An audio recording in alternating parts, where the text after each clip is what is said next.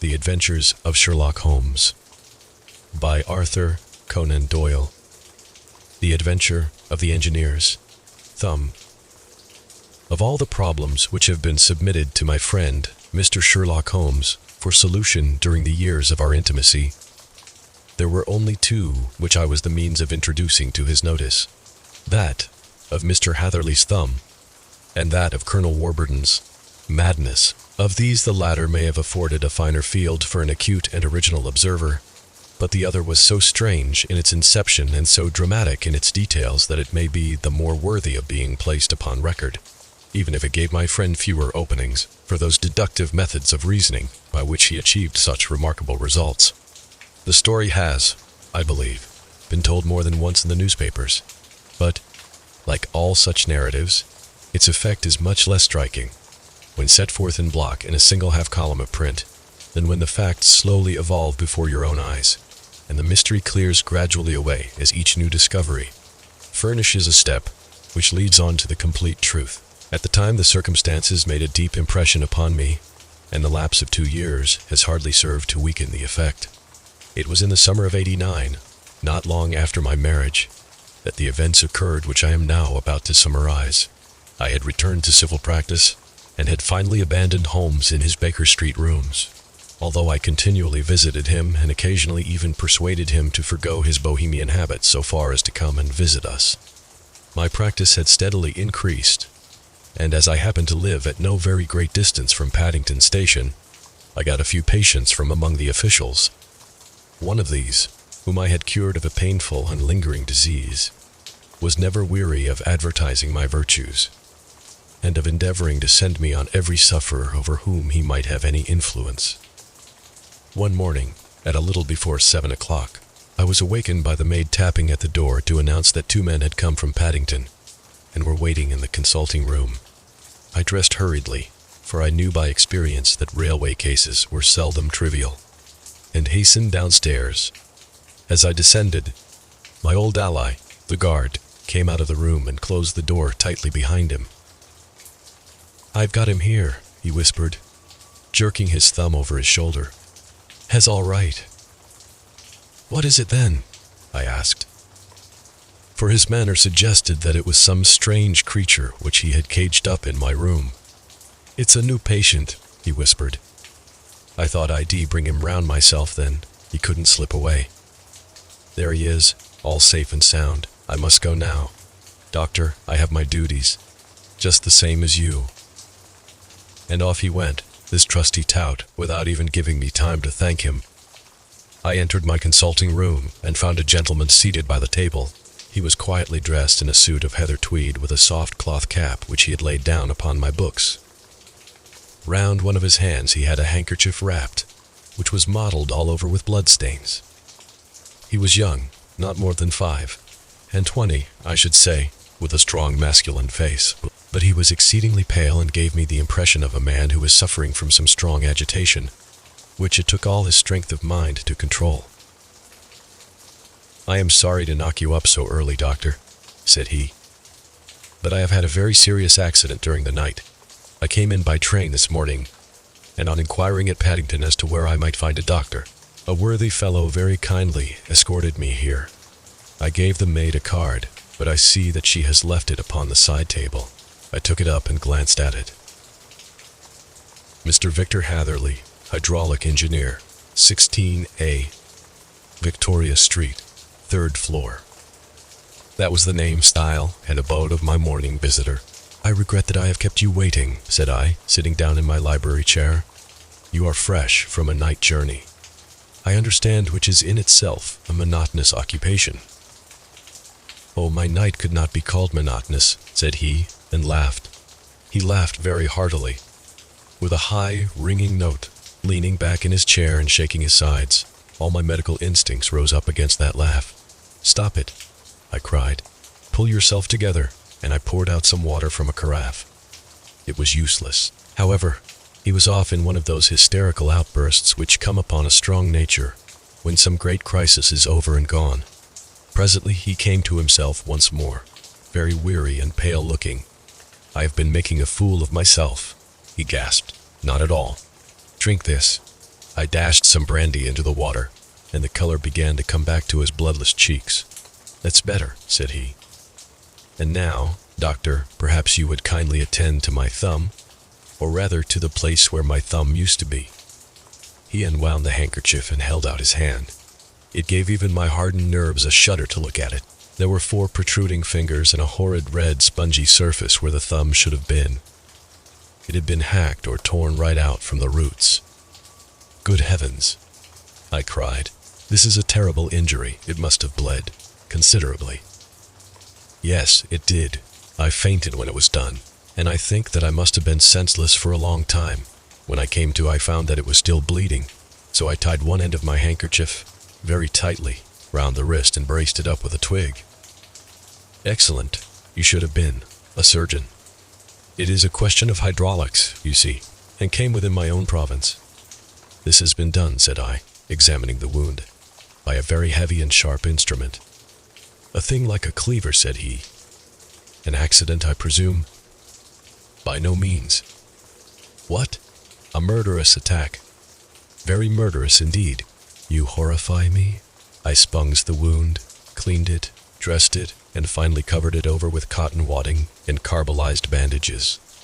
He lay back without wincing, though he bit his lip from time to time. "How is that?"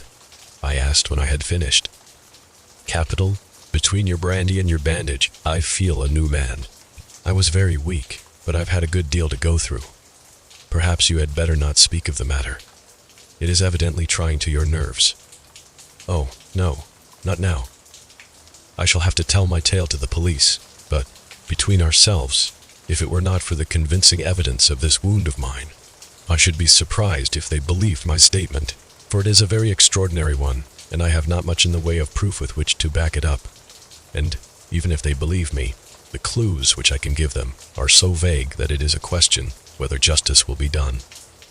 "Ha!" cried I. "If it is anything in the nature of a problem which you desire to see solved, I should strongly recommend you to come to my friend, Mr. Sherlock Holmes, before you go to the official police."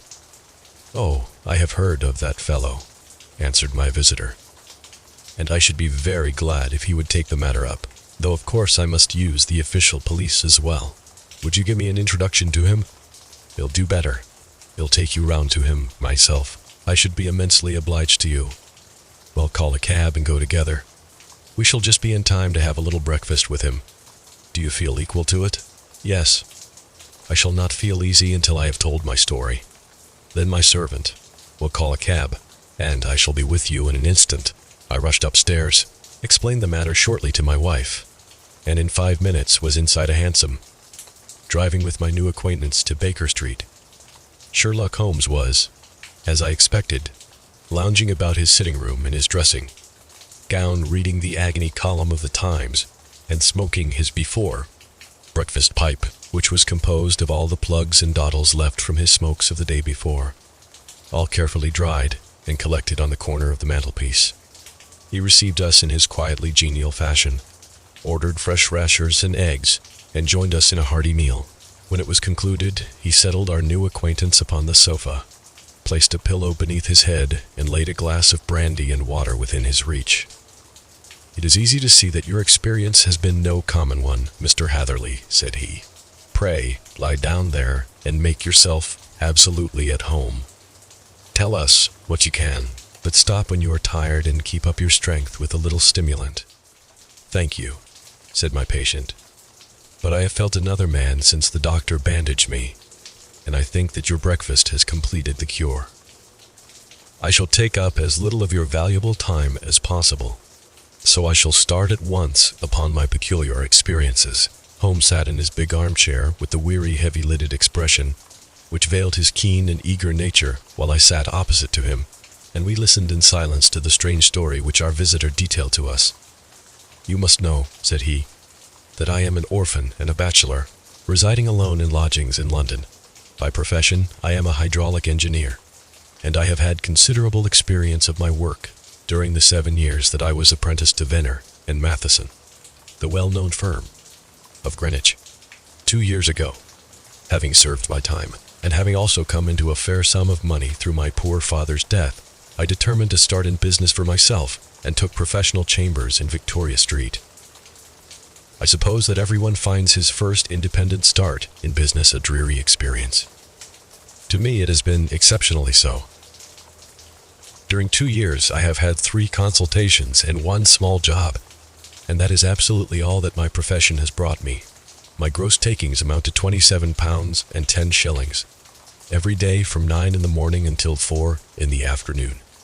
I waited in my little den, until at last my heart began to sink, and I came to believe that I should never have any practice at all.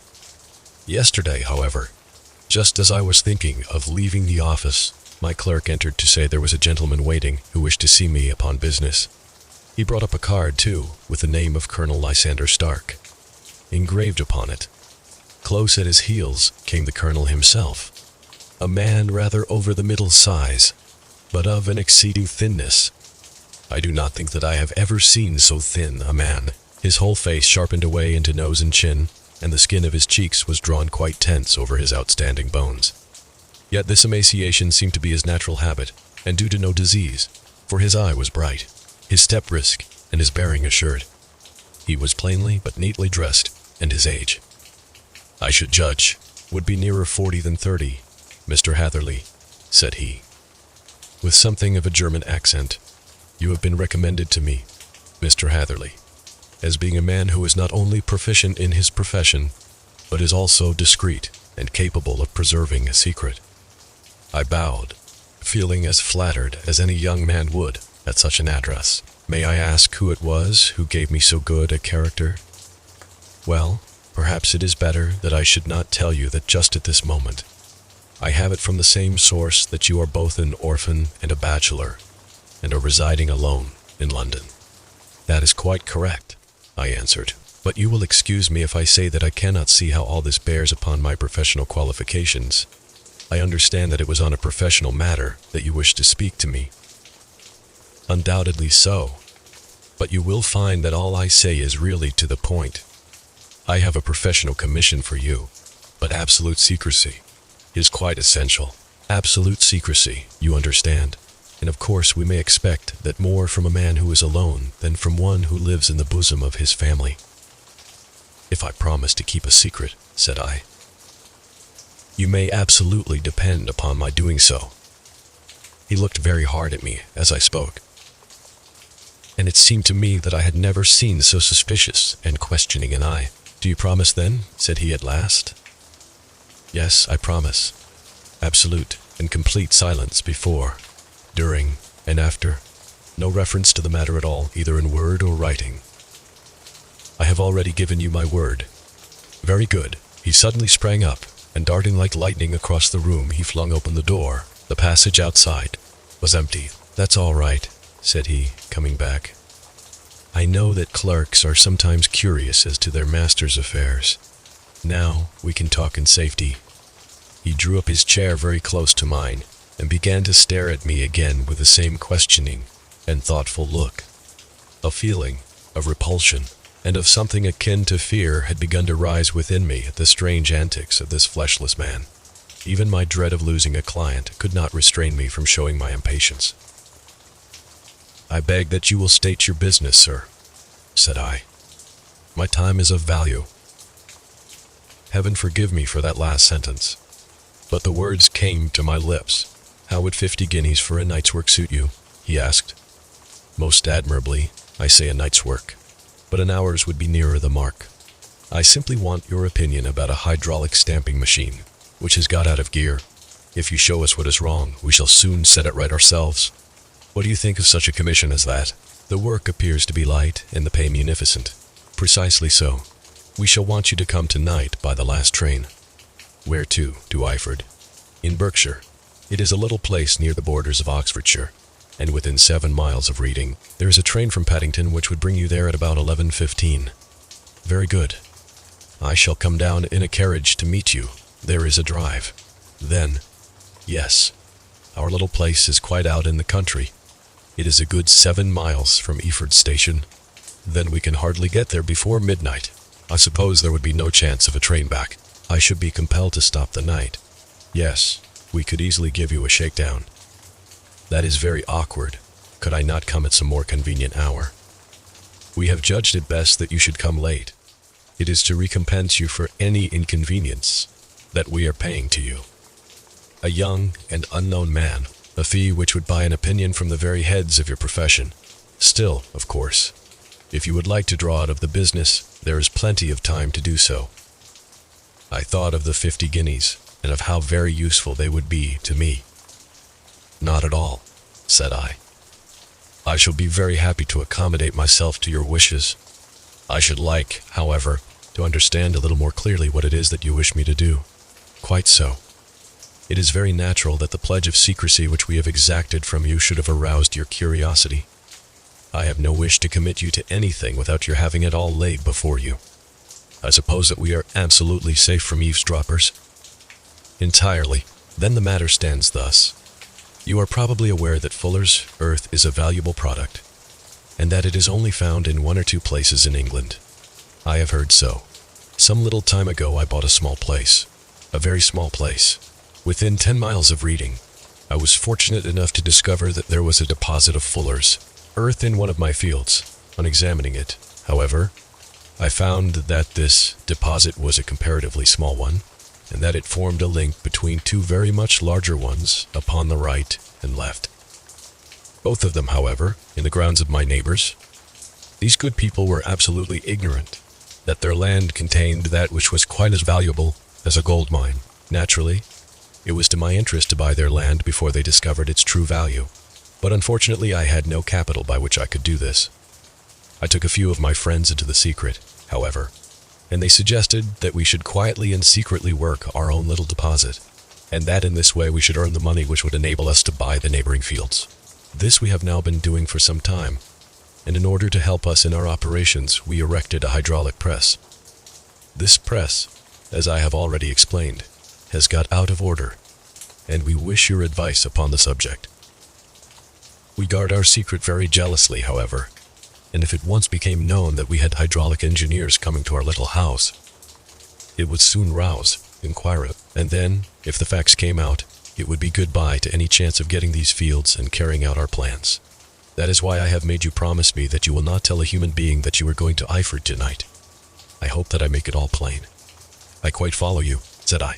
The only point which I could not quite understand was what use you could make of a hydraulic press in excavating Fuller's earth, which, as I understand, is dug out like gravel from a pit.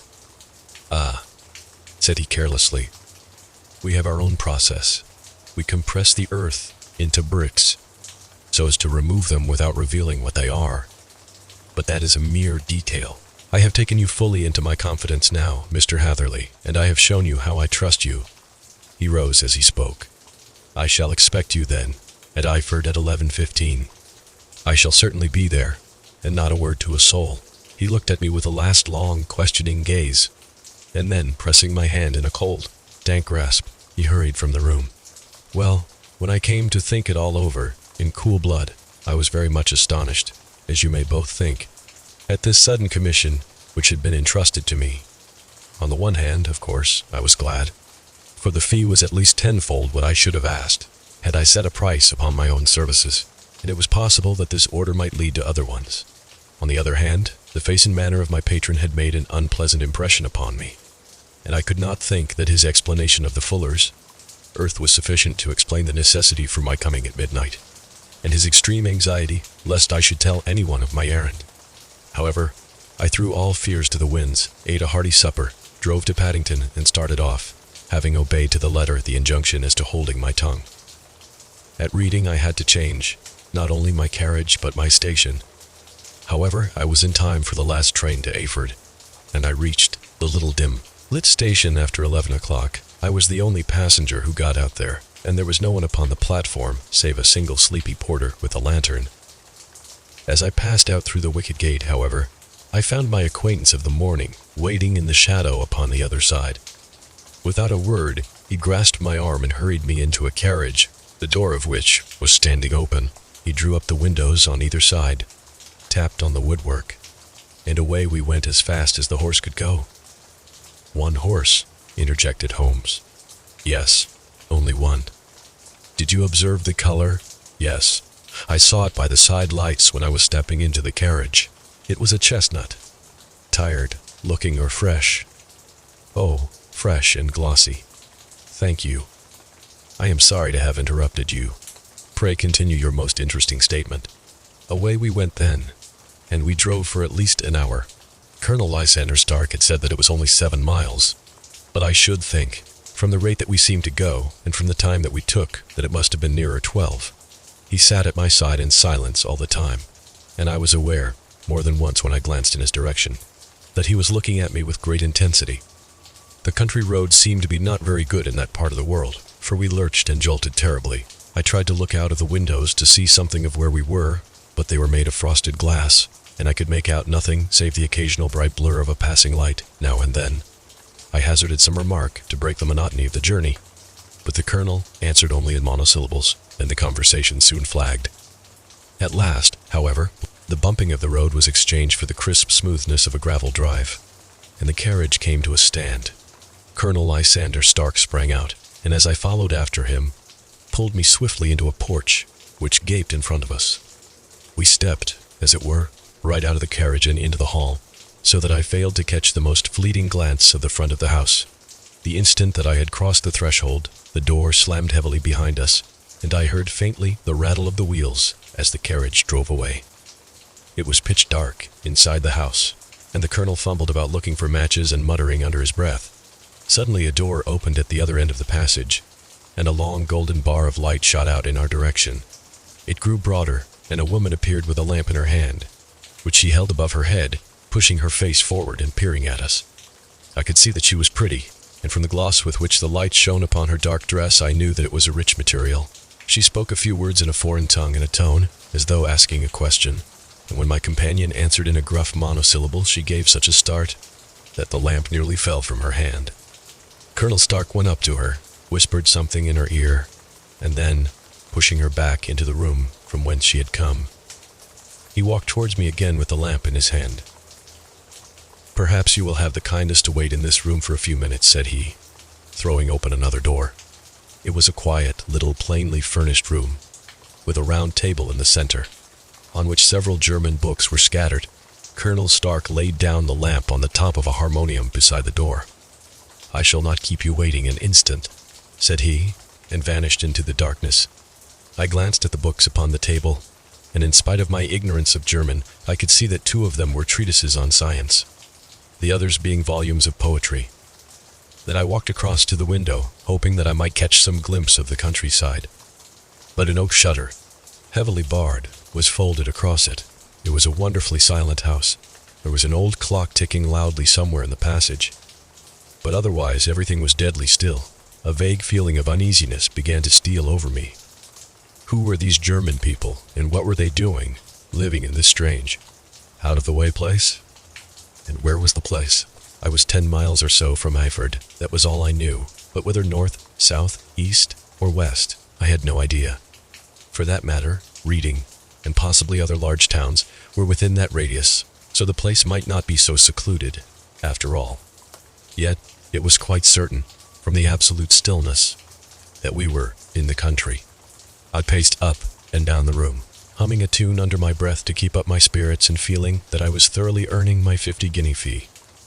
Suddenly, without any preliminary sound, in the midst of the utter stillness, the door of my room swung slowly open.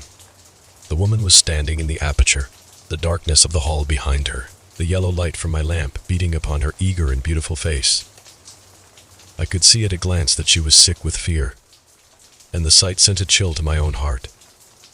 She held up one shaking finger to warn me to be silent, and she shot a few whispered words of broken English at me. Her eyes, glancing back, like those of a frightened horse, into the gloom behind her. "I would go," said she, trying hard, as it seemed to me, to speak calmly. "I would go. I should not stay here. There is no good for you to do." "But, madam," said I have not yet done what I came for. I cannot possibly leave until I have seen the machine. It is not worth your while to wait," she went on. "You can pass through the door. No one hinders." And then, seeing that I smiled and shook my head, she suddenly threw aside her constraint and made a step forward, with her hands wrung together, For the love of heaven," she whispered, "get away from here before it is too late." But I am somewhat headstrong by nature, and the more ready to engage in an affair when there is some obstacle in the way. I thought of my 50-guinea fee, of my wearisome journey, and of the unpleasant night which seemed to be before me. Was it all to go for nothing? Why should I slink away without having carried out my commission, and without the payment which was my due? This woman might, for all I knew, be a monomaniac. With a stout bearing, therefore, though her manner had shaken me more than I cared to confess, I still shook my head and declared my intention of remaining where I was.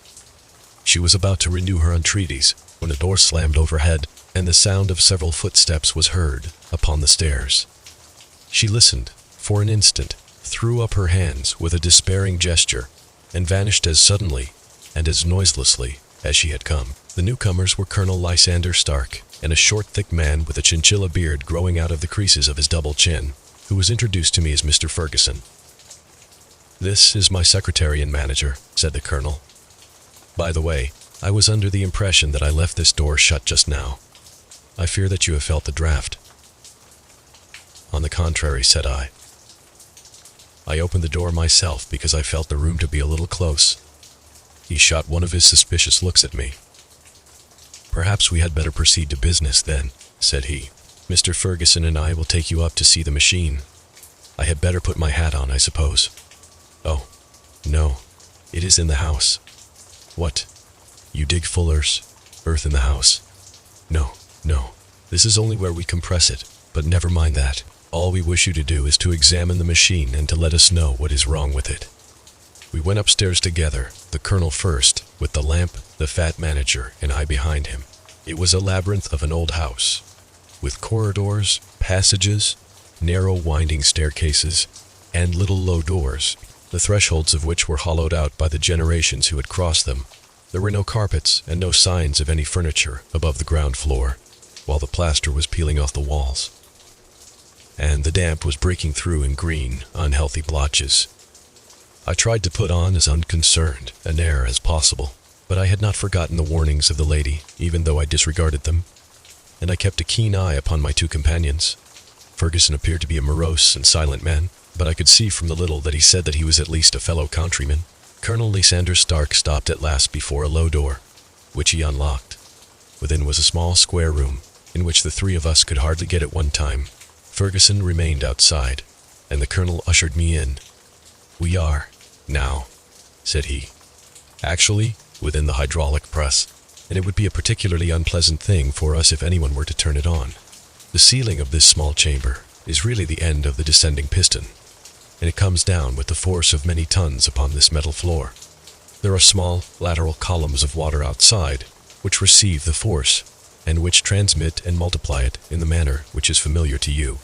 The machine goes readily enough, but there is some stiffness in the working of it, and it has lost a little of its force. Perhaps you will have the goodness to look it over, and to show us how we can set it right."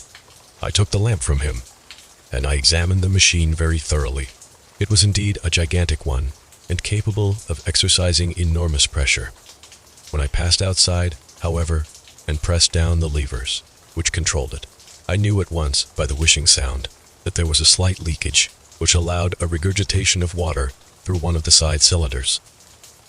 An examination showed that one of the India rubber bands which was round the head of a driving rod had shrunk so as not quite to fill the socket along which it worked. This was clearly the cause of the loss of power, and I pointed it out to my companions, who followed my remarks very carefully, and asked several practical questions as to how they should proceed to set it right.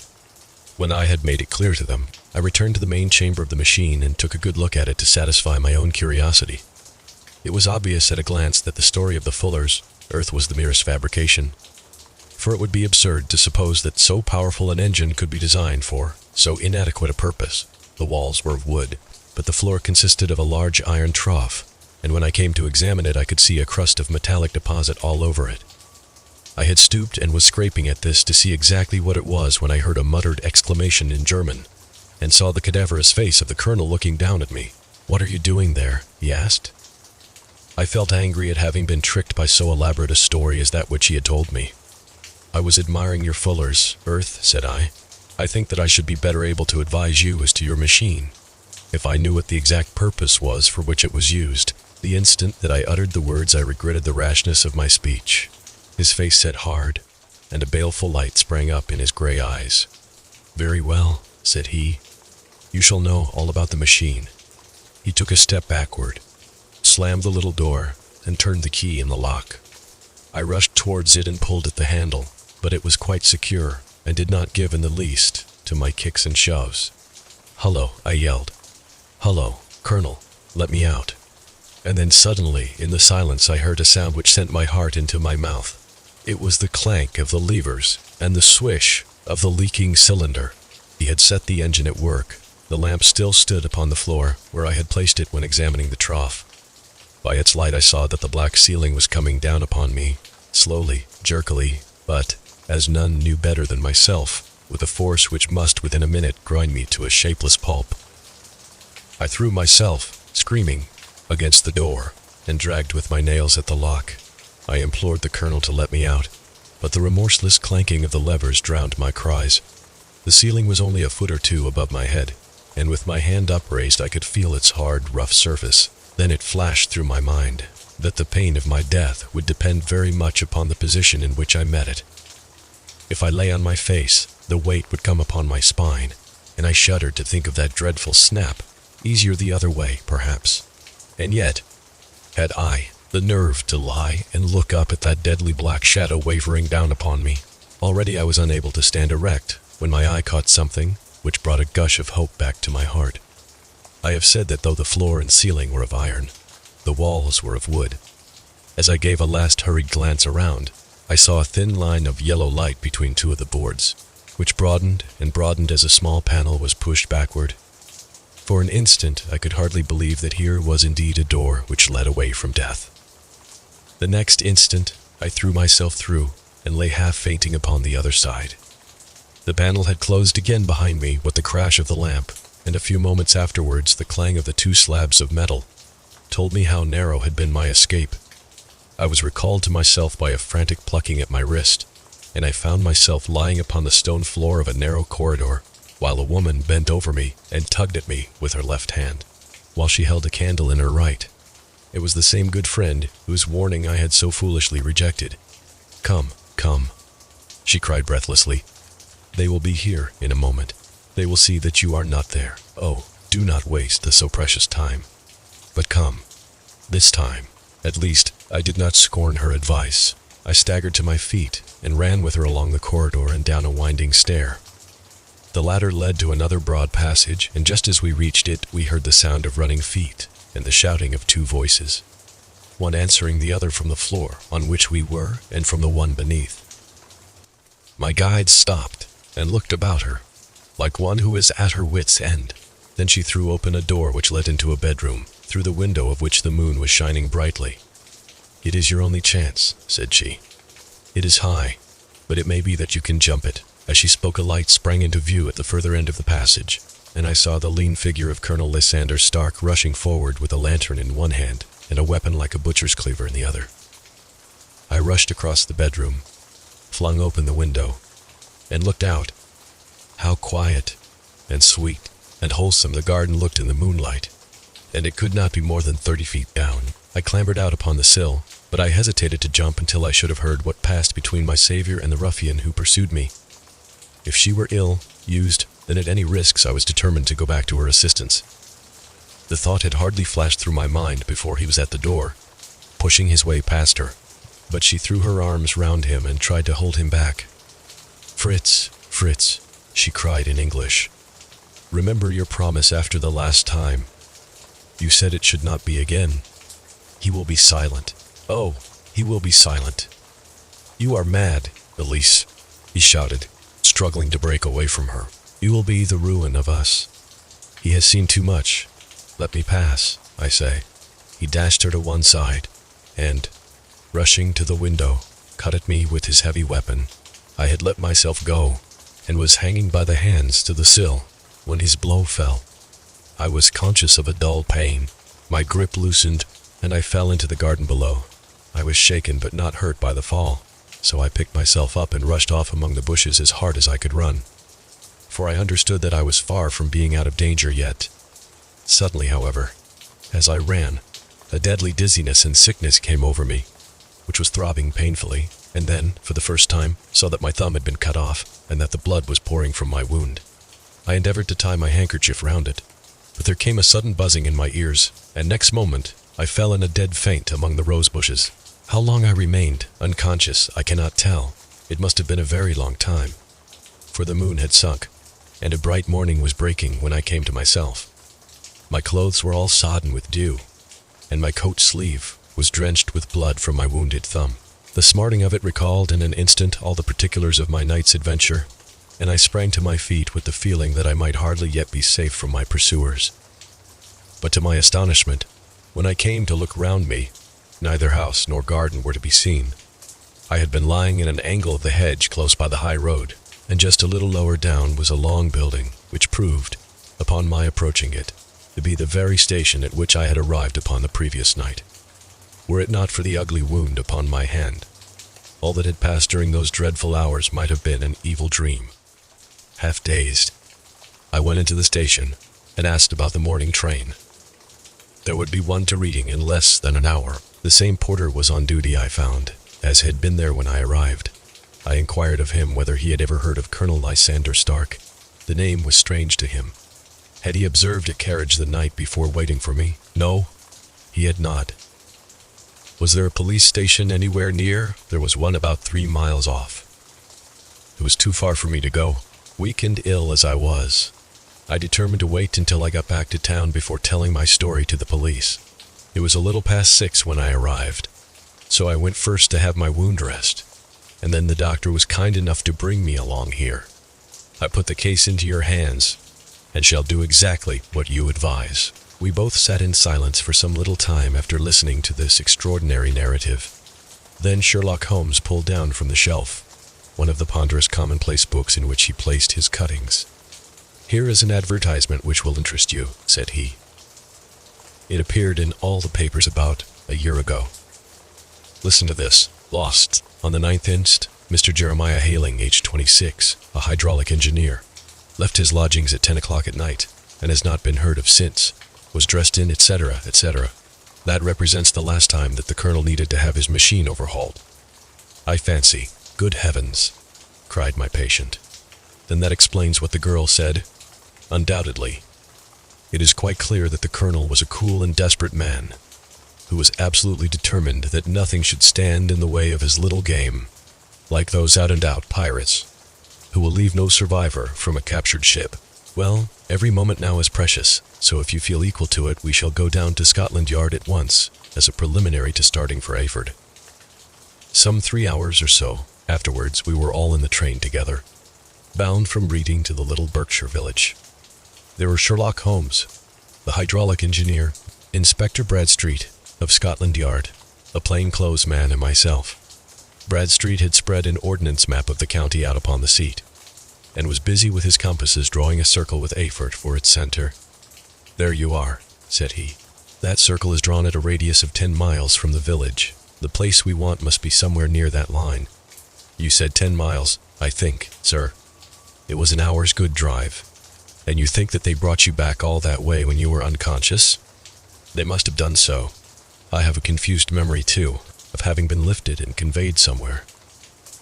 "What I cannot understand," said I, "is why they should have spared you when they found you lying fainting in the garden. Perhaps the villain was softened by the woman's entreaties." "I hardly think that likely. I never saw a more inexorable face in my life." "Oh, we shall soon clear up all that," said Bradstreet. "Well, I have drawn my circle, and I only wish I knew at what point upon it the folk that we are in search of are to be found." "I think I could lay my finger on it," said Holmes quietly. "Really now," cried the inspector, "you have formed your opinion. Come, now, we shall see who agrees with you.